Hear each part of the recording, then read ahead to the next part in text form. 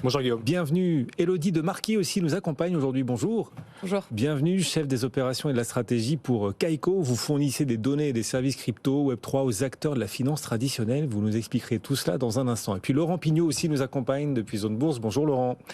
On est ravis, bonjour. on est content de vous retrouver Laurent, même si on aurait aimé vous retrouver avec un Bitcoin au-delà des 25 000. On a buté 1000 fois sur cette barre des 25 000 $ ces derniers jours. Quel catalyseur nous manque encore pour franchir une bonne fois pour toutes les 25 000 $ d'après vous ? Et oui, effectivement, Guillaume, le Bitcoin a eu du mal sur ces 7 derniers jours à franchir cette zone majeure des 25 000 $ et il décroche aujourd'hui autour donc des 23 700 $ en baisse de quasiment 3% sur 24 heures. Alors si on prend un petit peu de recul sur ce début d'année, le puissant rebond du cours du Bitcoin et plus largement des actifs risqués, c'est finalement inscrit dans une conviction des acteurs du marché à une fin imminente du cycle de hausse de taux de la Réserve fédérale américaine. Ce curseur de la hausse des taux est évidemment conditionné par la baisse de l'inflation et de plusieurs indicateurs macroéconomiques. Et sur ce sujet, tout n'est pas aussi positif qu'espéré finalement, comme en témoigne par exemple hier la publication des indicateurs d'activité PMI américains qui ont plutôt nettement dépassé les attentes.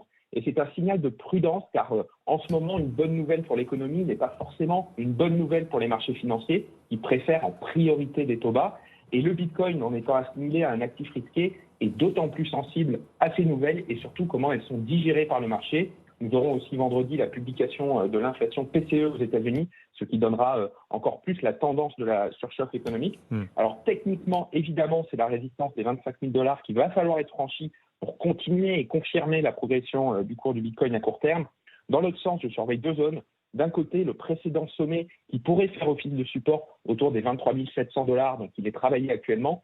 Et surtout, c'est la zone des 21 500 $ qui a déjà démontré par le passé qu'elle faisait office de frontière aux acteurs du marché. Un passage durable sous ce niveau indiquerait une certaine force de la pression vendeuse. Donc gardons un œil sur ces niveaux. Et de l'autre côté, sur les publications des indicateurs macroéconomiques qui forcément jouent un rôle central sur la psychologie des crypto-investisseurs. Et pendant ce temps, l'Ether, est-ce qu'Ether rime avec étoile ? Est-ce que vous lui trouvez un potentiel plus important que pour le Bitcoin ? Alors Laurent. pour l'instant, l'Ether ne brille pas, sans grande surprise. L'Ether suit les traces du leader, en recul là aussi sur 24 heures. Alors l'Ether a échoué à traverser la zone des 1700 $. C'est cette frontière qui se trouve au-dessus de la tête de l'Ether pour continuer sa progression à court terme.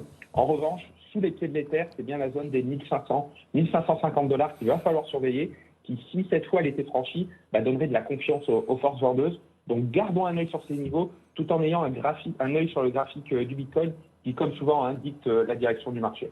Merci.